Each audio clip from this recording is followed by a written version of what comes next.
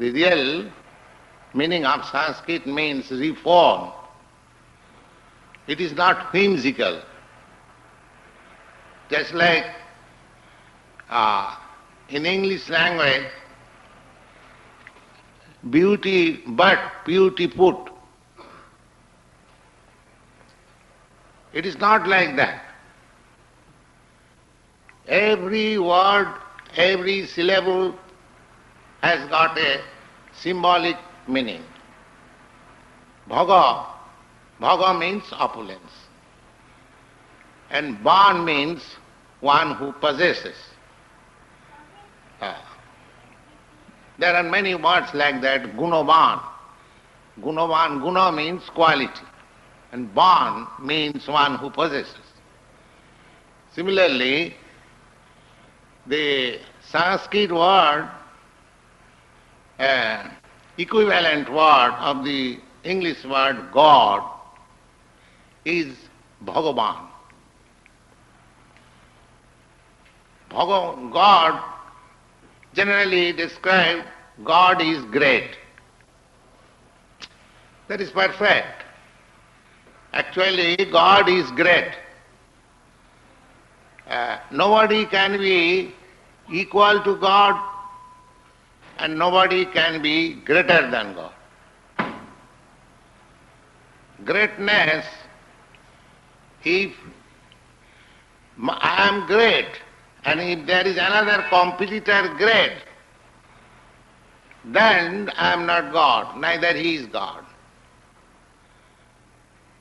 When we speak of God, there is no competitor. The Sanskrit word used, asamardha. Asama. Sama means equal. A means not. Nobody is equal. Asama urdha. There are three positions. Just like we are sitting here, somebody is equal to me. Somebody is greater than me and somebody is lower than me. You will find everyone. Anywhere you go, you will find somebody is greater than you, somebody is equal to you, and somebody is lower than you. Anywhere you go. But in case of God, there can be only lower, nobody greater or equal. That is God. Simple definition of God. Nowadays, there is a disease to declare oneself as God. I am God.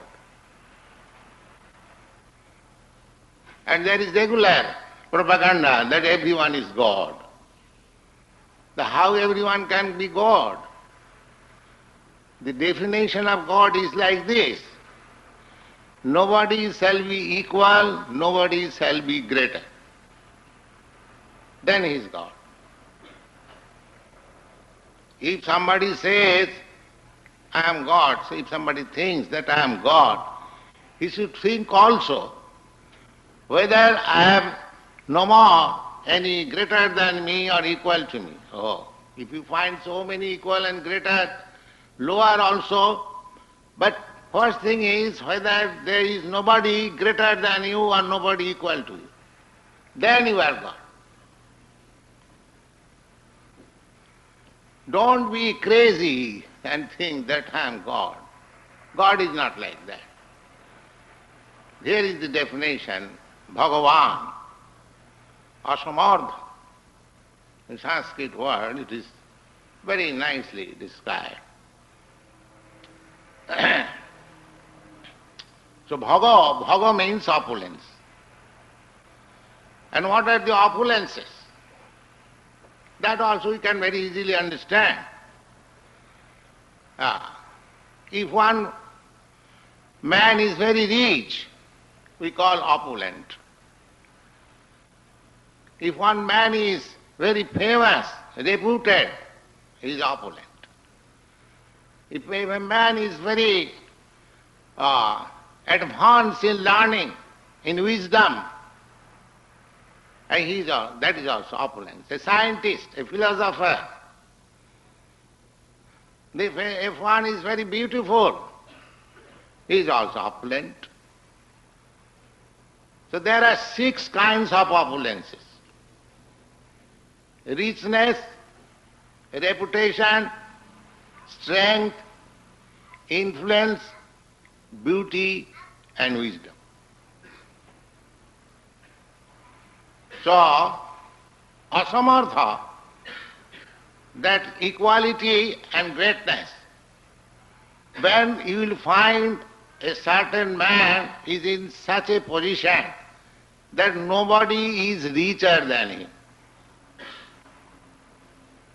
Nobody is famous, more famous than him. Nobody is stronger than him.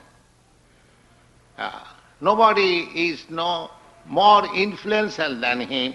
Nobody is more beautiful than him. And nobody is wiser than him.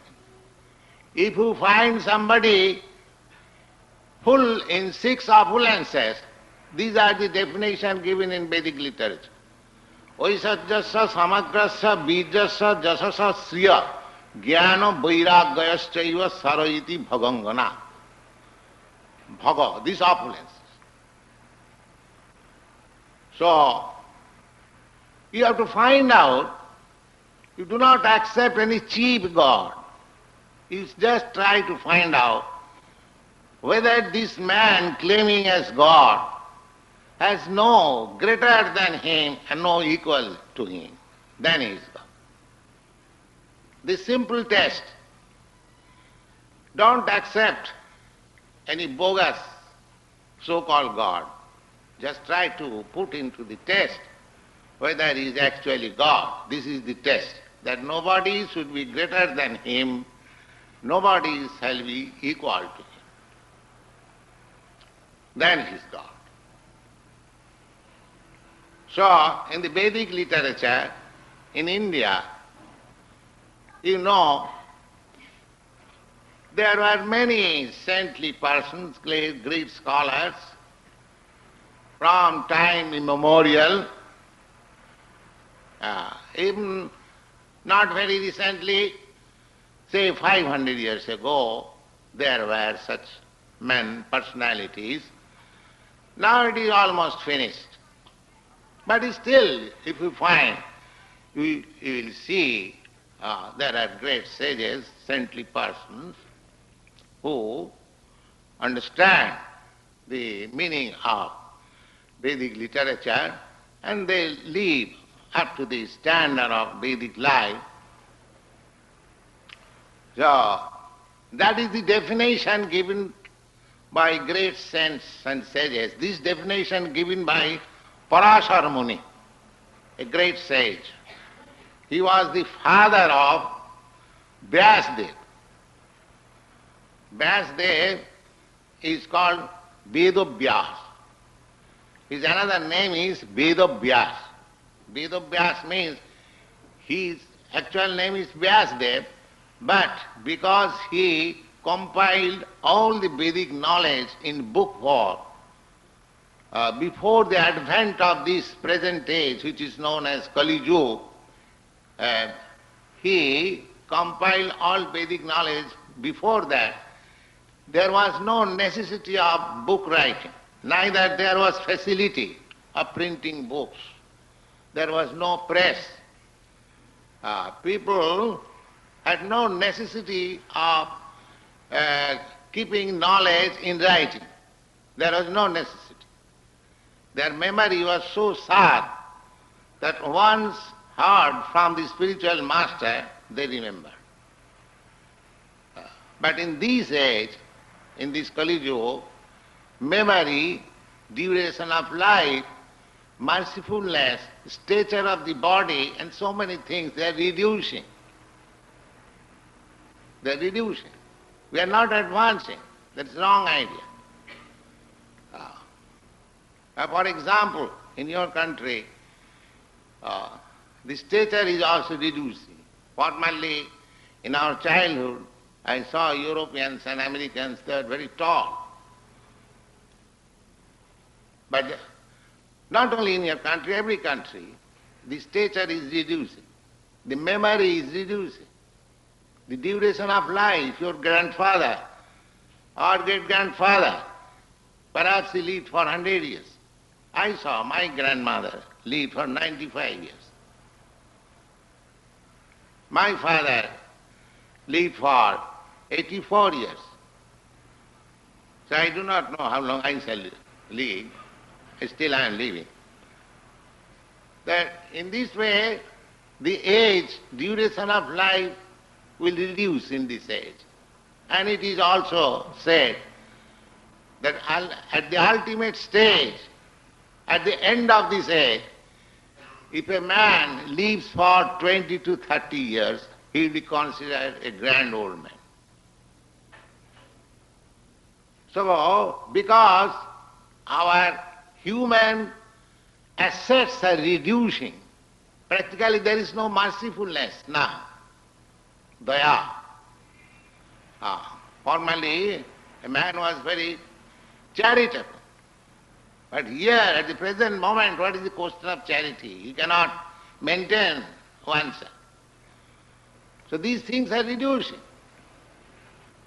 Therefore, Vyasdev thought it wise to give the Vedic knowledge in writings, so that we can read, we can hear, and we can utilize, we can take benefit out of it.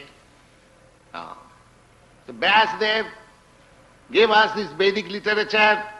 His father, Parashar Muni, gave us the definition, the understanding of God, what we mean by God. He gave us this definition that God is He who is full with 6 kinds of opulences, of which there is nobody greater and nobody is equal. Then is God. You try to understand the 6 kinds of opulences, and you try to find out a person who has no competitor, neither greater than him, then you accept him as God. Otherwise reject, don't accept. So how you can find out a person who is the richest man within this, not within this world, within this universe? It is very difficult. You cannot find out a being who is the most famous within this universe. We can know, just like in your country, your president is the most famous man. But in other country, there may be another famous man. In other planet, there may be another famous man. So you cannot fix up that here is the man who is the most famous within this universe, who is the most influential, strong, wise.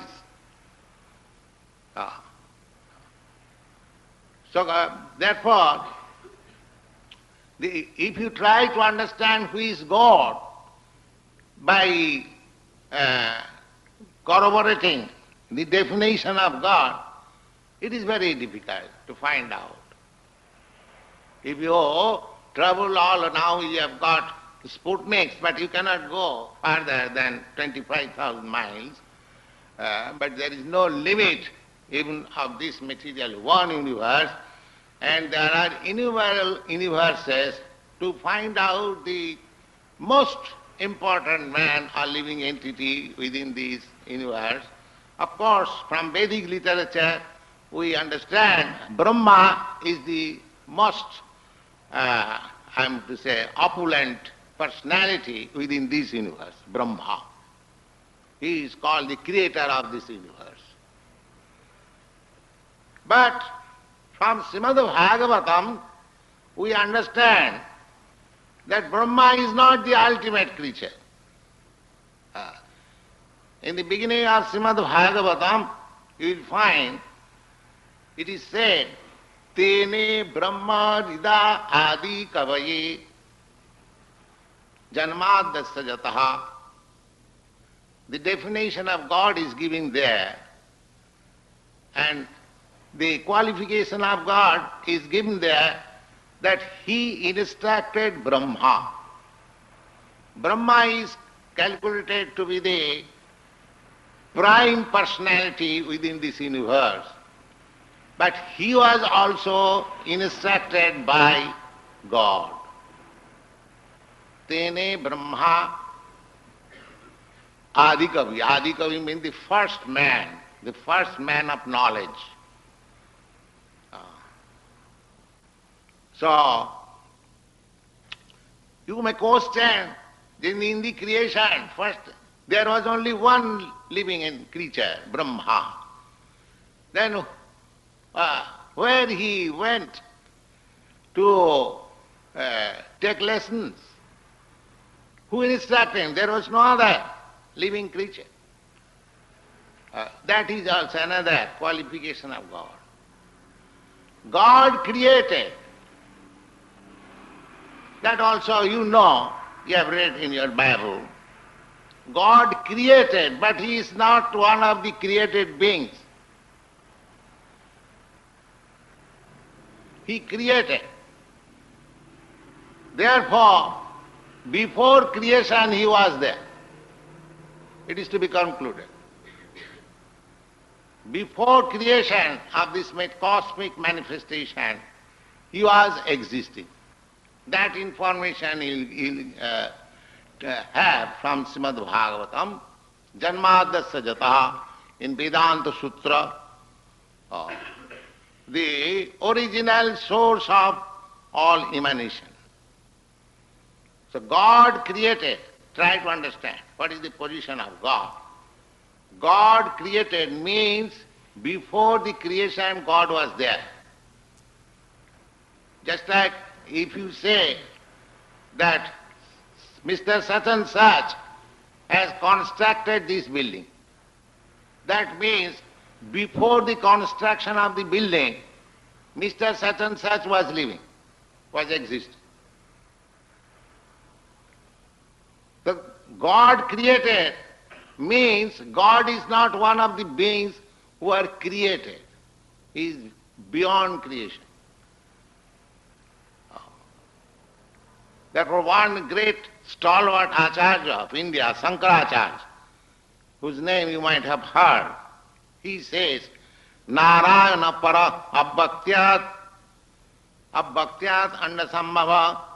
Narayana, God, the Supreme Lord, He is beyond this creation. He is not one of the created beings. You try to understand. God said, let there be creation. And there was creation.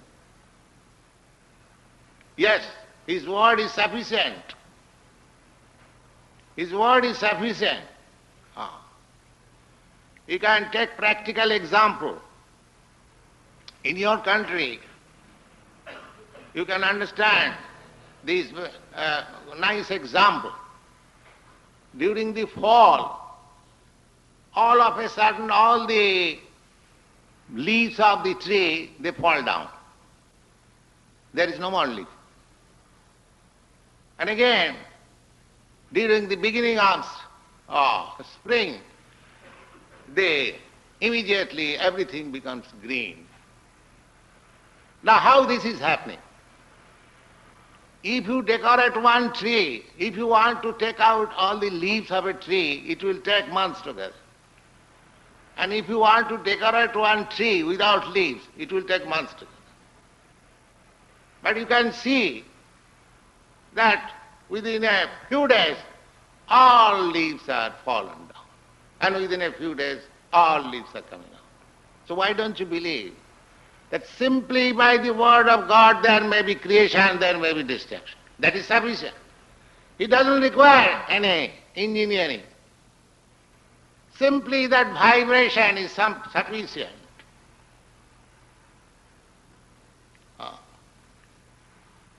Sabdat pravritti.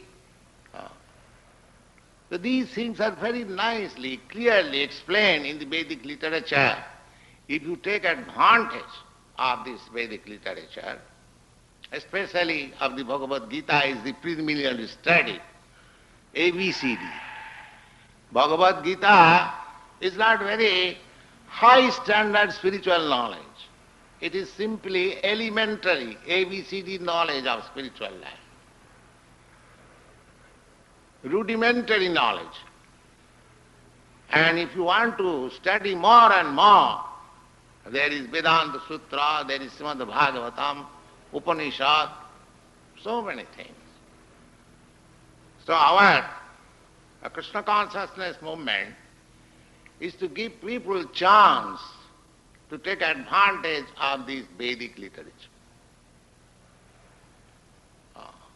There is a very nice verse in Chaitanya Charitamrita. Anadi bohirmog jeev Krishna bhuli gela. Ataev Krishna Veda Purana korila. We do not know when we have forgotten God, when we have missed our relationship with God. We are eternally related with God. We are still related. Our relationship is not lost. Just like the father and the son, the relationship cannot be lost. But when the son becomes crazy or mad, he thinks that he has no father. That is a conditional.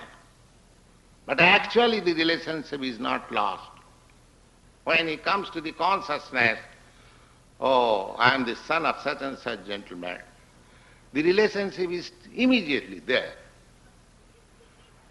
Similarly, our consciousness, this material consciousness, is a condition of craziness.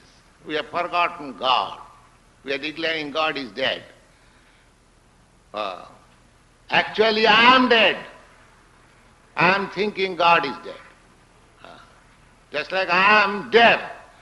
I am asking somebody, oh, Mr. Such and such, he is replying, but I am deaf, I cannot hear. I say, Mr. Such and such cannot hear me. You see? He himself is deaf. The answer is there. But because he cannot appreciate, he says, Mr. Such and such is dead. He is dead. Similarly, we have become so much materially dead that we have lost our Krishna consciousness or God consciousness, but we are declaring God is dead. God is not dead. How God can be dead? Its functions are going on. According to his order, the sun is rising every day. Jat chakshuresa savita sakala grahana. The moon is rising. The year is changing. The season is changing. Everything is going on nicely. How you can say God is dead? God is not dead, but we are dead to appreciate the function of God. We are dead. So this Krishna consciousness movement is to give life to the dead society of human beings.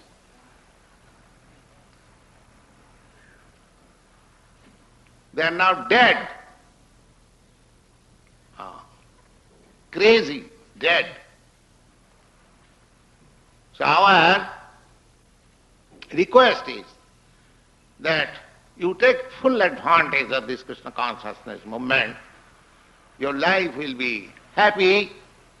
You will find a new phase of existence, happiness, fullness, that is sure. And the method is very simple. We don't ask you, just like as soon as I entered, all of you join in chanting Hare Krishna. It is very easy thing. Even a child can join. And simply by chanting, you will be purified. Simply by chanting. You haven't got to make any exercise, keeping your head down or this or that. No. Simple method. Chanting this Hare Krishna, Krishna Krishna, Hare Hare, Hare Ram, Ram Ram, Hare Hare. So that is our propaganda. We don't charge anything. We don't say that I sell one mantra, you take it and give me some dollars. No. It is freely distributed. Freely. In the street, they are being distributed. But don't neglect it, because we are distributing this, the most valuable asset of the world, so cheaply. Don't neglect it. Take it. Don't minimize the value, because we are distributing free. It is the most valuable thing of your life. Chanting Hare Krishna. And you will practically find the result. It is not bluff. So many American boys and girls, they are chanting. They are not imported from India, but they have taken it very seriously. Not only here, we have got 17 branches all over your country, and they are very happy, and there is no loss. If you chant Hare Krishna, what is your loss? But the gain is very great.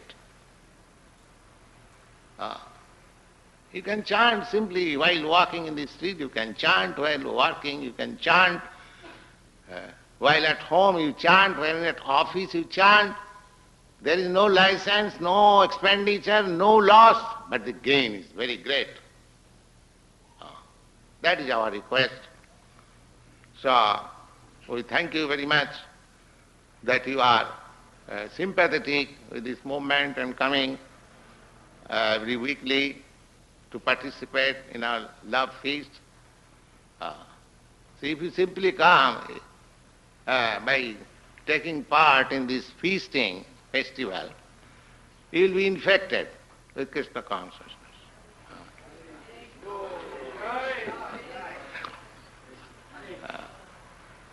Everything has got some infectional influence.